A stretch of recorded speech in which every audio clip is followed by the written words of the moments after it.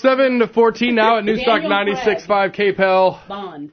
You know what? One day, can we just ignore the regular news we want to talk about? Yeah. Let's just debate Bond movies I and think we should. Restaurants and best burger in Lafayette and best Zumba class. I'll tell you that. Best burger in Lafayette. Hey, we have a big announcement coming up. Best burger or breast burger? I wasn't sure which one came out. Two different. Dear Lord, what is wrong with her issues today? You're the one that brought up Daniel Craig. It's all your fault. Y'all are all hot and bothered, and meanwhile, I'm drinking my coffee. Warren's just over there reading his newspaper. Well, he's not. Yeah, he's coming out. Well, he'd never really retired. He said he wasn't going to do anymore. He said he'd rather slash his wrist and eat glass or something like that. And then someone shows up with a check. Yeah. And then you say, okay, I'll slash my wrist, eat glass. Away from that franchise? Exactly. I agree with you. I don't think you can make enough. Because see, you know what I love about the Bond movies? They never, splintered off.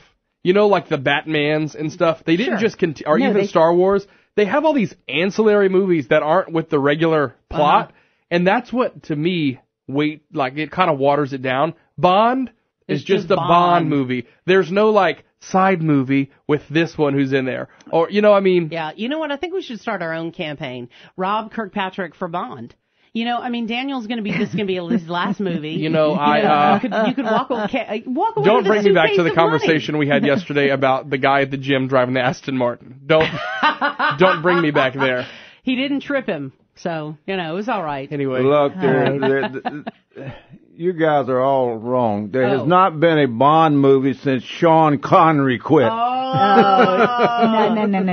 you haven't seen Daniel Craig. I was going to say, women would beg to differ. Is the closest thing to Sean Connery in his swagger and his, his whole persona. Yeah. And when he was naked, let's just, Oh, gosh. what it is. The sun's not even up all the way. There was a torture scene, my guys. Come on. Look.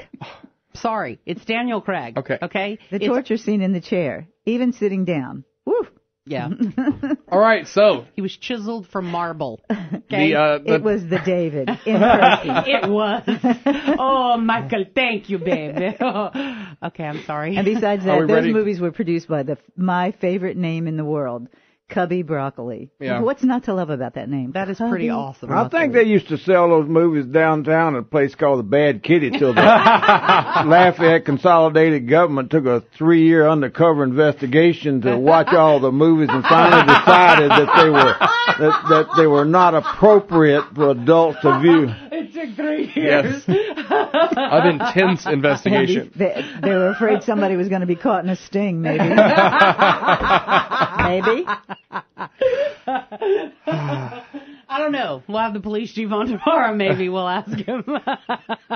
We welcome our panelists. Could you go into the archives, please? We have some questions. Carol Ross and Warren Caudle join us as they do records request every Wednesday as I try to get this train back on the track. Toot toot. So the topic at hand this morning. You're no fun.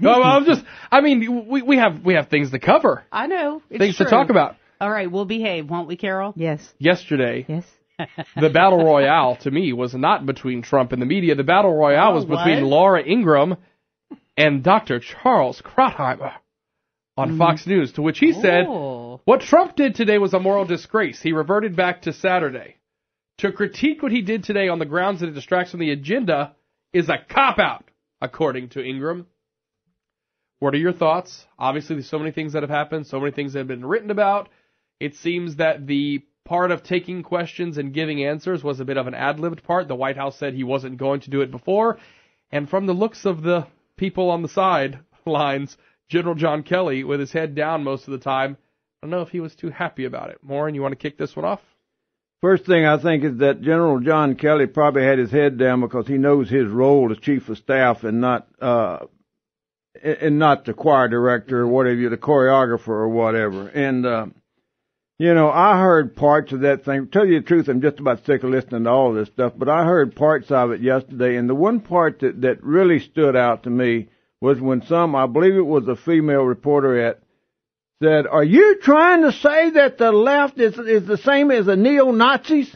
And it's one of those kind of things when after you've been in a discussion and you walk away and the light bulb goes off and you think, God, I wish I'd have thought of saying blah, blah, blah, whatever. We all do that.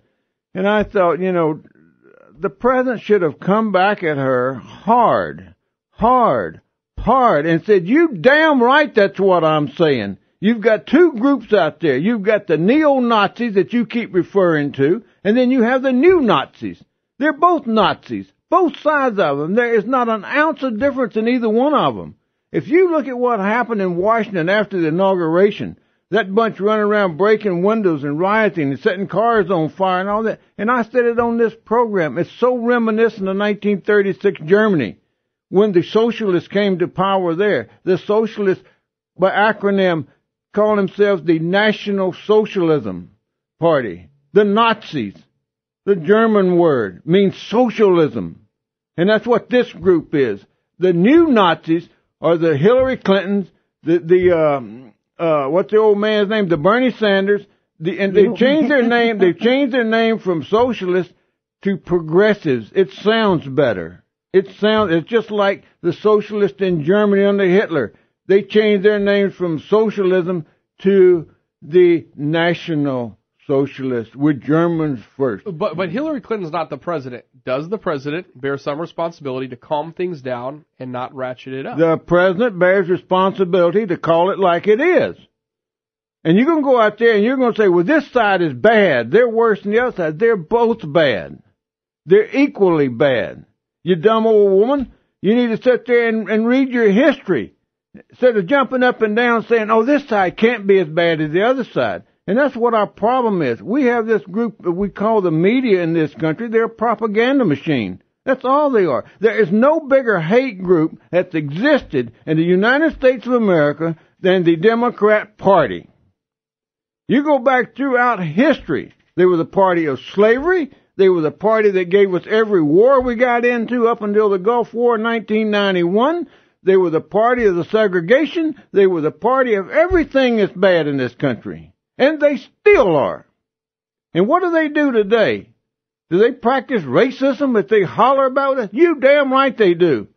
They have targeted the minority community and they moved them from the old southern plantations that they used to have before they seceded from the Union and declared war on the United States of America. And they now got them in these housing projects and such stuff as that. They keep them in substandard schools. They keep them convicted of felonies. They are the party of hate. They are the racists. So any of this group that wants to marry, can we move past racism? In my point, yeah, we can. Let's get rid of the Democratic Party. Let's outlaw them. Let's take down all of their statues. Every one of them. Every one of those governors, those old senators. Somebody brought up yesterday about J. William Fulbright's statue on the University of Arkansas campus. Supreme racists. You go back and look at all these documentaries about the 60s and all that. Anytime anything is bad where a Republican was involved, they always say the Republican governor. But when it comes down to the other side, you will never hear the word Democrat mentioned. They will never say the Democrat governor of Arkansas, Orville Forbes, who vowed that there would never be Negroes in the white schools. The Democrat governor of Alabama, George Wallace. The Democrat governor of Mississippi, whatever his name was at the time, and on and on and on. The Bilbos of Georgia, the Longs of Louisiana, and just on and on. You'll never hear them call those people Democrats, which they were. 232-1542, 232-1542. You can phone in to Wingin It Wednesday to get your thoughts heard. Agree, disagree. You can tell us what you think. Here's the only thing I want to say about anything. Is if you want to stop racism, make sure you look in a mirror first. Because I think everybody needs to take a look at themselves first. Because you know what happens? We're so busy pointing at everybody else, too. And when you point at one, you got three fingers pointed back at yourself. It's true. Carol, I heard that from Zig Ziglar. It's kind of yeah, but I heard that Only from if Sister. You're drunk. No, I heard that from Sister Alicia at Fatima years ago. I'm telling you, she knew it before Zig Ziglar. I'm just saying. So, Carol, what is timing? How does timing play into this? Of course, Bernie and I talked about the conversation does need to be had on how bad each side is, but.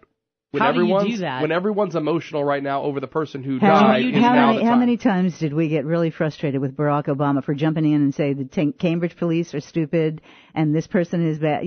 Before he had all the facts, He spoke from his own bias on many occasions before he had all the facts. And on the other hand, refused ever to call Islamic terrorism by name because, of course, we didn't want to slander any of the moderate Muslims. Well, how is calling Islamic terrorists, that's not calling all Muslims, terrorists. That's not at all doing that.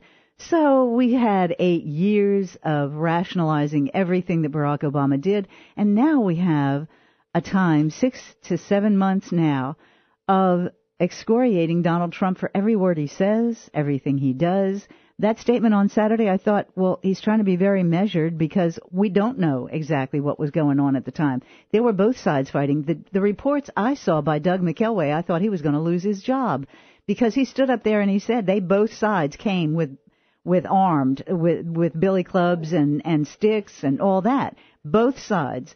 Now, the night before, there was supposedly a vigil by the white supremacists, whom I abhor. I absolutely abhor them. Stupid. I abhor David Duke. I'll tell you a little story about that a little bit later. But they were there protesting the removal of the statue. Apparently, from all reports I saw, it was relatively peaceful. When the other side heard about that, they came armed, and they all started clashing. Now, they have, anybody that goes armed to something that you are supposed to be speaking, what they're expecting to do. Yeah, and that's why nobody should be armed. Exactly. And now you see, and then it's awful. What does this breed? Lawlessness. What did we see the other night in Durham? People just getting up there and pulling down another statue. What are we, the Taliban? Yeah, are we totally out of control in this country? I was happy to see that statement Bernie read a little bit earlier regarding the 22-year-old woman. Said, look, we weren't going to get in the middle of that because it would have caused more problems. But now she's been charged. And they did go and arrest her. She was the first one that they have identified. No, I did see that. Right. But on the other hand, are coming. On the other hand, in Charlottesville, the police should have known this was coming. And I'm wondering what and Doug McKelway did say he heard that order being. That's why I said. He could lose his job. What order did he hear? He heard that they were told to back off. That the police were told to back off. Yes, more or less to stand down. Right. And now everybody's denying that. And just let the people what? Talk, yell, scream? I don't know what they thought was going to happen. Let them fight. Nobody said fight, did they? Apparently, if you got two dogs getting ready to fight, if you're pulling and somebody says turn them loose, they're going to fight. But getting back to Trump's reaction, I thought it was a measured statement Saturday, and then he came back and he was stronger when he knew the facts. But nothing this president does will be enough, especially for his own party, because they are running like scared little babies away from Donald Trump. And they shouldn't. And they should not. I suggest that it works for somebody's agenda, and it's the agenda we don't see, because there are tons of people that end up benefiting from all of this. You keep us divided. Yes. You divide this country, That's you conquer. Correct. Divide and conquer. Absolutely correct. Keep us fighting each other over here. That's right. And we're going to be taken over there. They're a bunch of fascists on both sides. Do not call them the Antifas. Hey, please. Let's take this one phone call. Yes, then we're going to take a break, but we'll come back and continue this conversation. Go ahead with your comments, caller. Yes, I would like to just say that in the short analysis, this is what they're doing. The leftists are doing. They want to outlaw our religion. Christians are being used as an example to the Muslims. They want to send a message to the Muslims. We're going to destroy your religion also. Here's my point. All this anti-slavery stuff, here's the point. Abraham was the father of the three major religions in the earth. Abraham owned slaves. Now, if they're gonna follow this mindset, it's gonna cause one big explosion. And they know what they're doing. They're not ignorant of it. They know what they're doing. They're trying to say that everybody that owned slaves was bad. Eventually, they're going to have a face-off with the Muslims and tell them father of our belief system was a slave owner. He was bad, too. And that's when the problems are really going to start. Okay, thank you. All right, well, I don't see the Muslims involved at all in this specific issue. I don't either, because I don't even think they're aligned with any of either groups. No, and here's the point. As long as you have an Al Sharpton around now calling for the removal of the Jefferson Memorial, Yeah, oh yeah, he did. And Charlie Rose didn't push back at all. Here's what I would say This is about total insanity. Well, I mean, George Washington was brought up yesterday. That is correct. Here's what I would say about what But the caller was talking about, and to a certain extent I agree with him, is that, anytime you've got a group that's been castigated, enslaved by another group or whatever, the animosity is going to live for centuries. Mm-hmm. You go back to the Jews were enslaved by whom? By the Egyptians. The Arabs of Egypt. And it's still festering to this day. How long ago was that? 4,000 years ago? 5,000 years ago? And it's still festering to this day. And so, you have this group, that group. You go over to Asia. There are different countries over who hate each other because of that. Because one of those groups was enslaved by the other ones. Japan, Japan used Koreans as slaves, during World War II and before. Mm-hmm. And in China, the same thing. And so those things, they die long and hard. They linger and they linger. So I don't know what the answer to Bernie, it you is. hit on something really good, and that is who's really pulling the strings here. Mm-hmm. Now, if you take it to its logical conclusion, it's that this country was founded illegitimately on the backs of slaves, et cetera, should not exist. Let us fold it into a one world. Take it to its logical conclusion. This country has no right to exist because of its history. And so we've folded into a one world. I just think that people who are interested. Not every conspiracy is a theory. That's right. And I think people who are interested in getting what they want, they don't care because they watch the fight go on. Oh, they love it. They know exactly Rodney King said it best. Can't we just all get along? Hey, let's take a break right here. We'll continue with this conversation next. Take more of your calls. The question we'll ask. So, with either sides there, would they even be willing to come to the table to talk, or are the powers at work here not even wanting a solution? Stay with us. It's Wingin' It Wednesday, and we're back after this. Welcome back to Wingin' It Wednesday, brought to you by Service Cadillac. Warren Caudle and Carol Ross join us. We continue the discussion. As we said earlier, when kind of talking about this, every president since the times of slavery have had to contend with this issue and how to move forward from it and how to, I guess, get more people on the same page moving forward towards it. But you almost look at these sides, I kind of mentioned to Bernie, what if, because I love what ifs, just as we kind of, what's wrong with being a Monday morning quarterback? But what if instead of saying yesterday, look, both sides are bad, whatever, instead be proactive and say, we're inviting leaders from both sides of this to come together. Would either side even be interested in coming together to try to find some common ground? Then that's what people are talking about. Now, I realize I'm sort of a PR person who just understands how things are perceived, and you can't be mad at how people perceive the Donald Trump thing. There are some who are never going to be happy about it, but maybe there could be a better way. What do you think about the two sides, Carol? Would they ever come together to try to find some common ground? Probably not, because it's in some people's best interest to keep things completely destabilized. And as long as Donald Trump isn't, he is the disruptor. Look, he is upsetting a lot of little apple carts by a lot of folks who are on the inside who are dealing just for themselves for a long, long time. And the very idea of a Donald Trump, an outsider like Trump, coming in and trying to change their little happy world, no, I don't think that's going to be acceptable. These are a lot of very powerful people, and a lot of the groups that control them have a lot of money, which speaks. Money is power in Washington, D.C., and in Baton Rouge and in other places. And think about the fundraising potential if you're in crisis. Always in crisis, so then you can send out letters saying, the left is after us, the right is after us, whatever. The rest of us, as I did on my show the other day, it's in my little keychain there. Clowns to the left of us, jokers to the right, and here the rest of us are stuck in the middle, paying the freight, dealing with the laws that they pass on us, dealing with all of the regulations, dealing with the foolishness that they come up with. Let's go to the phones real quick, and then we'll continue this conversation. Go ahead, caller. What are your thoughts? My thoughts are the next thing on these leftist agenda is to change the name of the White House.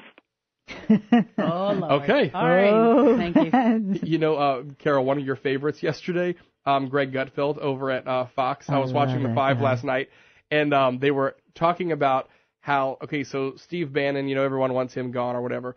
Well, Steve Bannon said from the start he didn't think he would last longer than 8 or 9 months anyway. You know, that he wasn't there early on. He kind of came on just as the election was happening.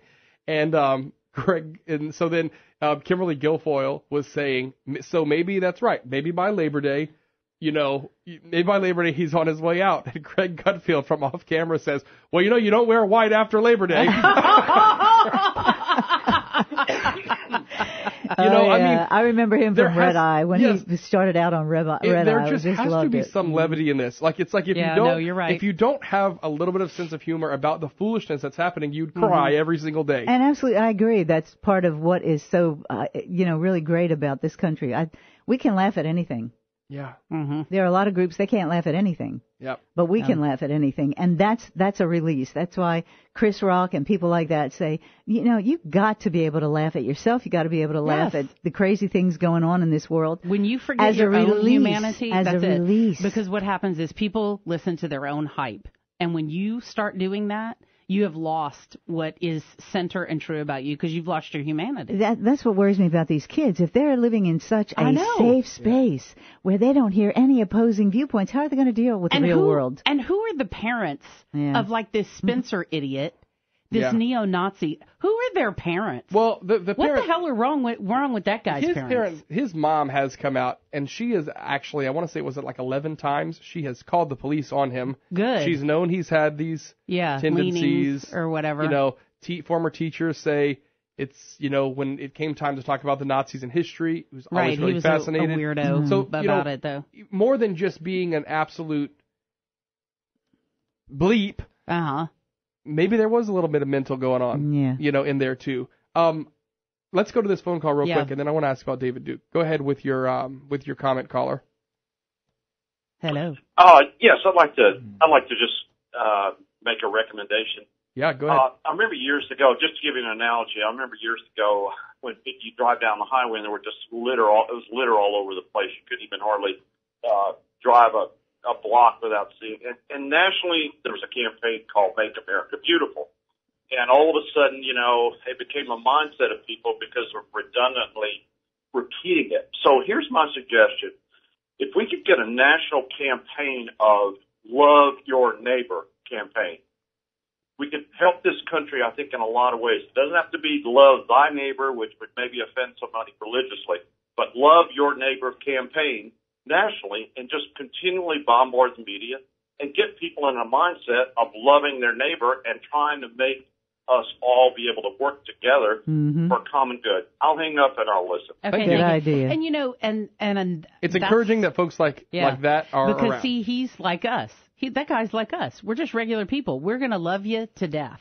I mean, we're just, and that's you and I. We go shopping. We love the people that we meet, the whole bit.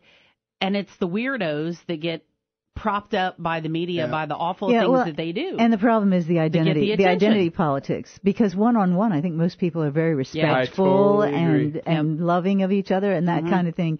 But the identity politics, it's only there to drive a wedge. Unfortunately, social media has just injected so much anonymity into this that, there are people, sometimes you see people that and you're like, I know. Oh my gosh, I would never put that, I would never type that out. And you're like, and then you start to talk to them about that and it's like, maybe they weren't that serious about it or whatever. And everybody it's needs an editor. Okay, let's take a break. Even the greatest writers need an editor. See, that's what I'm saying about the humanity part. A lot of people, though, believe their own hype. Yeah. They do. They believe their own hype, and they lose their humanity. You are just as dumb as the next guy sitting next to you. Actually, let's take this phone call, and then we'll go to break. All right, one more call, because the man said I had to. Hey, good morning. If you could turn your radio down, please, and go ahead with your comments.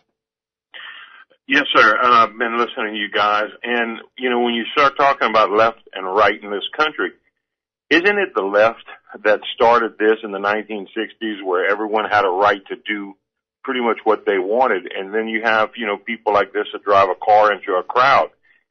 Back in the day, they would have saw that this guy wasn't right and got him help. Nowadays, you can't get anybody help because they have a right to exist and do what they want to do.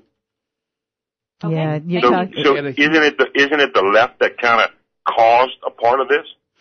Okay, so, I don't want to blame them. I think there are a lot of people who thought that deinstitutionalizing everybody was a good idea. And there are some people who need intensive help. I'm sorry, did I not come to you in the last segment? No. I'm sorry, Warren. Warren's been kind of quiet. I got no respect. We're being told to ignore you. You wearing a white shirt. Go ahead, Rodney. Go ahead, Rodney. You know, the question was, can the two sides just come together? Oh, yeah. And the first thing you got to do is try to identify, you can't do it, but try to identify who are the two sides you're talking about. What drives them? What's their initiative? What's their goal? Yeah. What's their beliefs? Mm-hmm. You know, and I want to tell you who the two sides are. We touched on it a little bit earlier. You got the new Nazis and the old Nazis.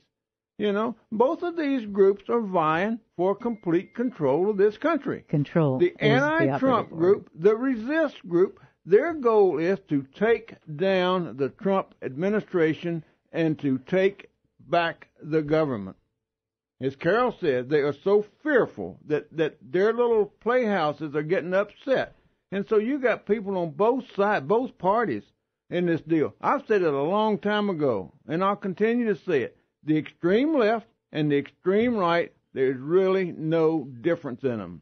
They both want to be in complete control. Because they want to tell you exactly what you're going to do. They think that they need to control every facet of your life. Yeah. Only if they're in charge, it'll be done right. That's right. But wouldn't it be on the job, on the backs of the majority, which are moderate, which are not the extremes on either side, we have to not say we're not doing that? No, because we have not been pushed to the point where it's inconvenient enough for us yet. Here's what's going to happen one of these days. Now, you said push to the point. Bring it on, Big Daddy. Push to the point. One of these days, they're going to go out there, either side. Yeah. And that powder keg is going to get ignited. Yep.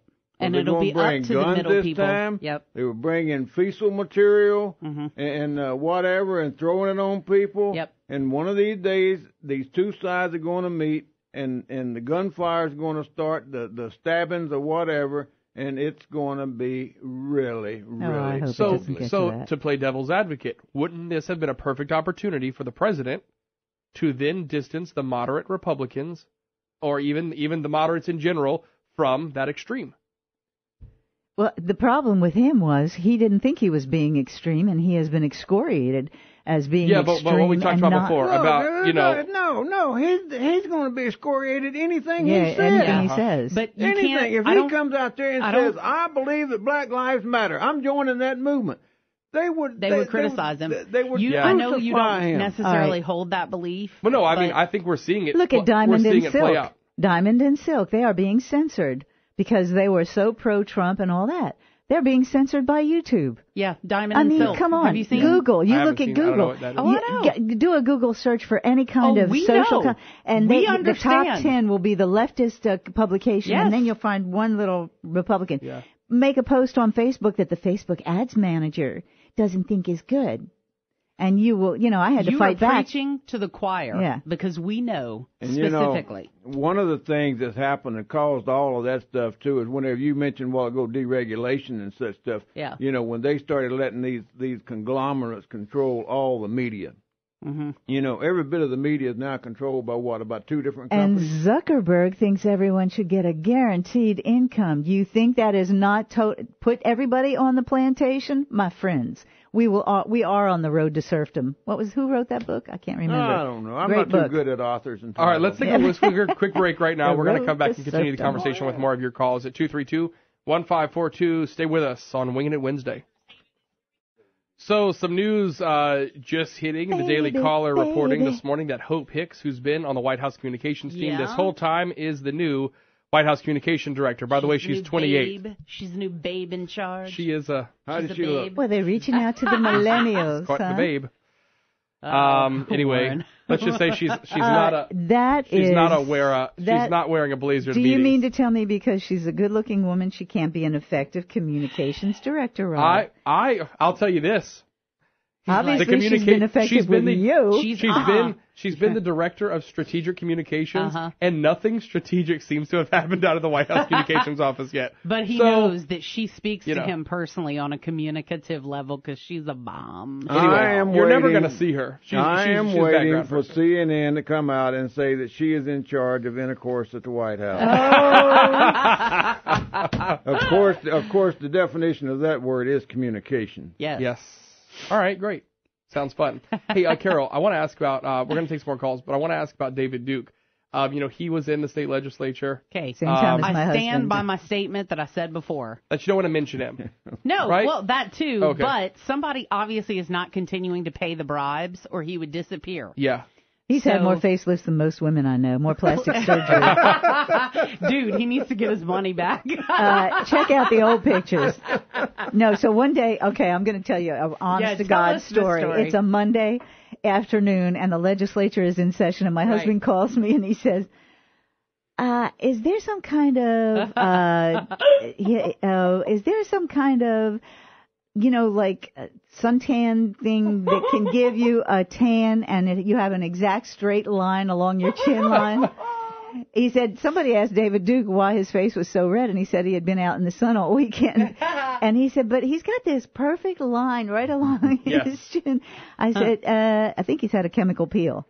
And he had a peel. But, I mean, that was on top of, all the reshaping of his face, doing the nose. He has this aquiline nose. He did not start life with that aquiline nose, I can tell you that. You can look at some old pictures of David Duke. No, he looks completely different. It's obvious. You can tell that he's had work. Like it or not, he has this following. I think he's had cheekbone implants as well. Yeah. I think so, too, because they look funny. He has needs this to get his following. money back. He comes out, and unfortunately... As someone who is a keen observer of these things. He comes out... You need a rebate, dude. Uses the president's comments... Of course. To seem like they're in support of him, in support of white supremacy, which I think we've seen they're not. He's an Where opportunist. Do you go with He's this an guy? opportunist, exactly, Bernie. Perfect word. Big pig opportunist. Foreign? Oh, I'm sorry. Did I say that too? And by the way, while he was in the legislature, believe me, he got one measly, stupid, non-functioning, some little housekeeping bill about Jefferson Parish passed, period. That was he the was only thing. Frozen out completely And when by... when she says frozen out, what she's talking about is the members of the House. The one thing, it's described in Ron's book, and then it's also followed up in this account on Wikipedia. And basically, Duke saunters up there and he gives this big speech, and then he goes and sits down. And basically, then they all stood up, a procedural move, and the House basically tabled it. Yeah. And so every and time he didn't even know what happened. He didn't. He had no clue what happened. Huh? What? I don't understand. And they did it to him every time, except for that one little etsy thing, because they just weren't having it. Yeah. Hey, Warren, what are your thoughts? Well, first of all, that I thought David Duke fit in quite well with a whole lot of the legislature back in that period of time, because that so many of them were a bunch of damn con artists anyway. Why the state is in the shape it's in now. But what are you going to do with David Duke? First thing I would say do is ignore him. That's exactly correct. Let me tell you something. He would never have been on the news if it wasn't for the National Republican Party. When he decided to run for the legislature, he ran against John Train, who was Dave Train's brother, and who was somewhat of a lightning rod himself. And so he said, well, he can't possibly run against me. It was kind of like the Clinton-Sanders race, that Hillary, how dare you? Yeah, how dare you to run against me? So he jumps up because he's, his brother was a big Republican governor and all that. Next thing you know, you had all the Republicans in the National Party coming down to Metairie to tell those dumb people in Metairie, don't you vote for that man, and blah, blah, blah. And look, you go in there and start telling people how to vote. They're going to do exactly what you tell them not to do. You send a bunch of people in there from Michigan, from Massachusetts, from Georgia, from Florida, and that's right. They're going to do just the opposite. That is exactly what happened in Alaska with Lisa Murkowski. Yeah. She got beat in the Republican primary. So she went independent. And Mitch McConnell helped her. The Republicans and all that sent all of these people up there to vote for the other guy. And so they wound up saying, don't come to Alaska telling me how to vote. So they turned around and put her back in. Wow. And now the whole country's paying for it. So whoever was paying him, pay him off to disappear the somewhere. The worst part was even before Treen got the nomination, there was a good guy running in Jefferson Parish that was frozen out. They gave it to Treen because of his connection with the governor. Who was a good guy? Roger Guillory? No, there was somebody, a real A good guy. I'm What's trying to the phone remember his number name. Wingin' It Wednesday. Oh, to call into the show? Yeah. 232-1542. Like it's ringing. Let's take one more call. We got about 30 seconds to go. All right. And if we have to, Go ahead, caller. Good morning, call station. Good morning, family. What are your thoughts? I just wanted to say that my president's response to this matter in Charlottesville spoke to the reason why I didn't vote for him in the first place. I also wanted to say that Nelson Mandela and my former president said it best the other day. Hatred is a learned behavior. Yeah, that's right. Hatred is a learned behavior, and if you can learn to hate like that, I believe people can learn to love like that. Mm-hmm. And that's my comment. Okay, appreciate it. Thank you. And it's absolutely true. And that's why the middle of the road people like us, the normal people. Well, Bernie, you take it a little. Maybe I'm not so normal. I understand. Normal. Yeah. Going back to South Pacific. Great place, South Pacific. Mm-hmm. Yeah, Bloody Mary, you have to be carefully taught. You have to be taught to hate. That's absolutely right. You have to be carefully taught. And, make sure that, you go home and look at yourself first before you walk out your door and decide to point your finger at anybody else. Because we all think we're doing the right thing. And sometimes maybe you're not doing the right thing. Just open your eyes. Yes, you need to, and here's the thing, go listen to stuff that you don't like. Because you have follow to find people out. on Twitter and friend them on Facebook. I do. It's I have just people good to see. That I know they don't care for me probably, but I don't care. Great conversation as always, guys. Warren, wrap this up. Thank you. Yeah, talking about loving everybody and loving your neighbor and all that. Isn't that what Hugh Hefner preached back in the 60s? Oh, God. I don't And with that. Leave it up to Warren. And with that. All right, it's 7:59. Wingin' It Wednesday. News Talk 96.5 KPEL. Stay with us.